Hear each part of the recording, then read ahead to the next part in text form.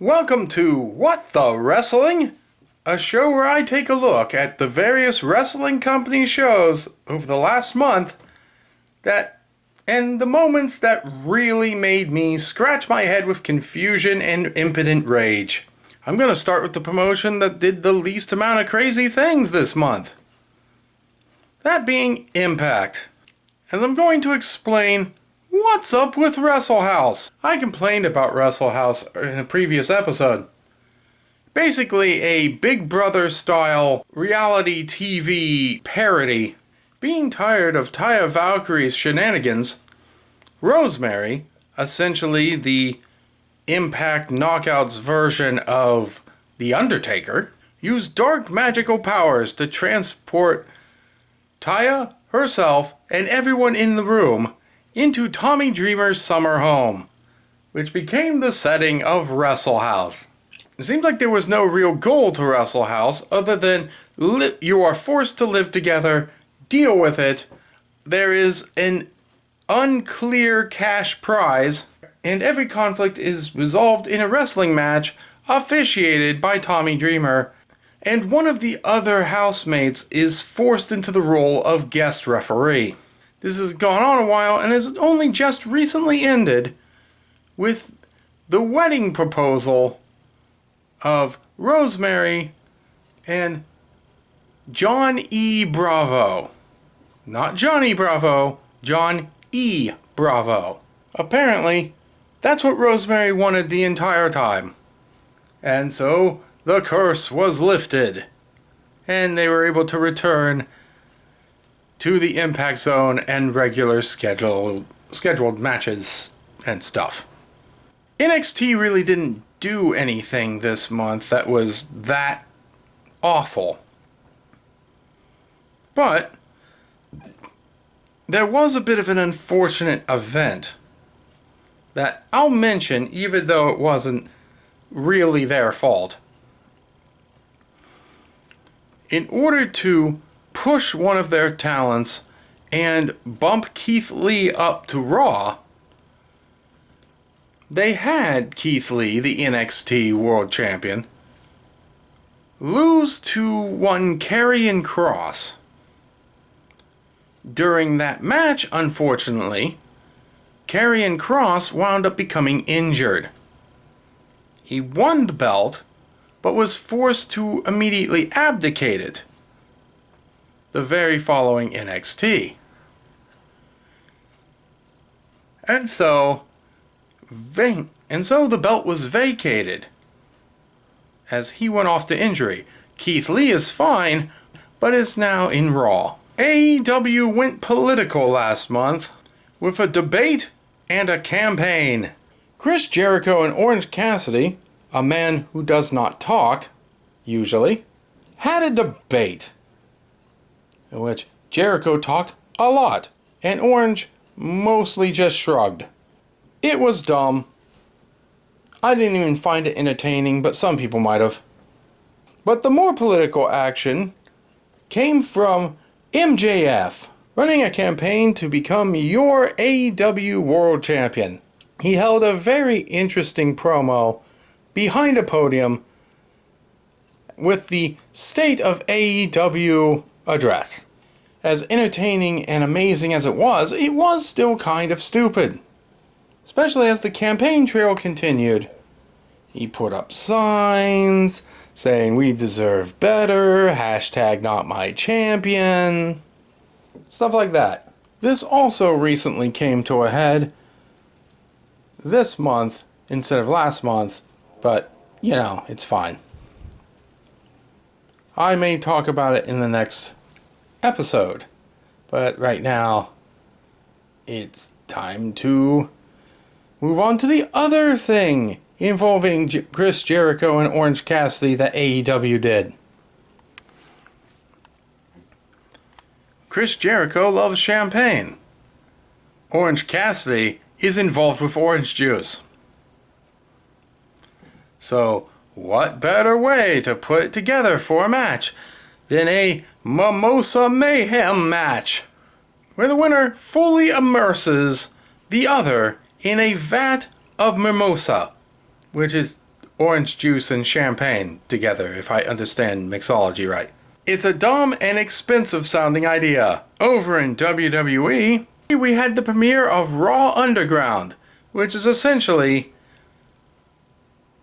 Raw Fight Club. First rule about Raw Fight Club: tell everyone about Raw Fight Club. Otherwise, no one's gonna know to watch. We desperately need the ratings if we're pulling stunts like this. The whole idea is they basically set themselves up somewhere in the back. A ring with no corners or ropes. And the idea is anyone in the audience can just jump right in and have a match with whoever is also in there. And it's supposed to have an underground fighting feel. It's hosted by Shane McMahon. Because when you think gritty underground fighting, you think Shane McMahon. Shelton Benjamin, the recent 24/7 champion, was challenging a match against Akira Tozawa and his ninjas. I don't remember entirely. I think it was a triple threat. Akira, of course, got his ninjas involved. None of them were on motorcycles. Shelton Benjamin was going to toss him out of the ring.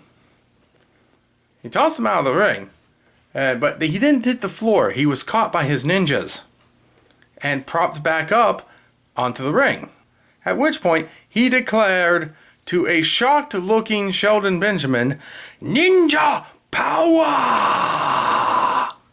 And as Shelton tried to get him, he flipped back into the ring, got Shelton in a pinning situation, and quickly got the 24/7 championship and fled while Sheldon ran roughshod over his ninjas who he didn't decide to save. But still, I got a little bit of a kick out of the ninja power, which apparently is catching you before you hit the floor. Might be handy in a battle royal, I don't know. This last month showed the premiere of WWE Thunderdome. An interesting and innovative creation with a stupid name. Essentially, they set up a bunch of monitors where the audience should be.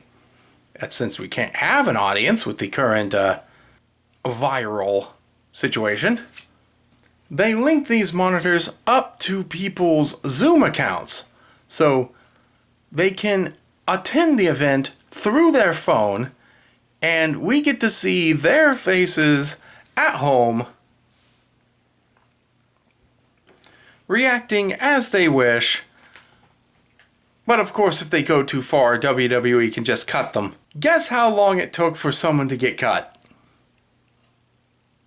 I don't really know for sure, but I know it has already happened. Anyway, it's a great idea. It's a fun idea. But the name... it just sounds like some...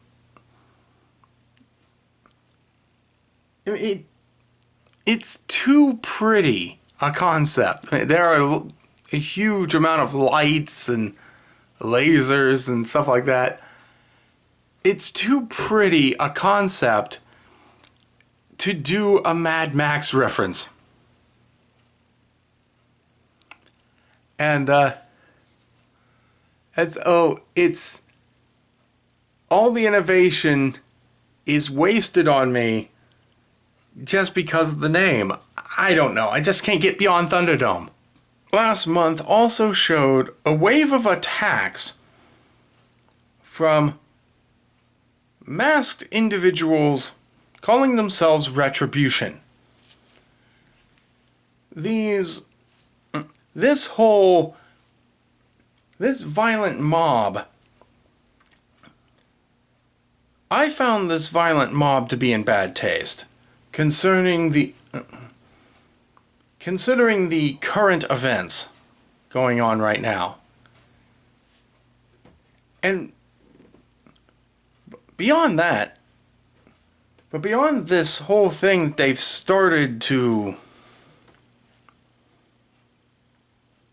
But beyond this thing that they're pushing, I watch and I wonder just how expensive is this? Because They have these people show up and break everything. Even the really expensive stuff. Sometimes exclusively the very expensive stuff. So I was like, how much are you actually losing here, WWE? I hope this angle is worth it. It's not hitting with me, but maybe it's hitting with other people. I hope it's worth it. It seems like an actual mistake. This whole retribution thing they're doing. Not funny, just an actual bad taste. They really shouldn't be doing this. That's my opinion, though. And that does it for this episode of What the Wrestling. And next month, I'll see you in the ring.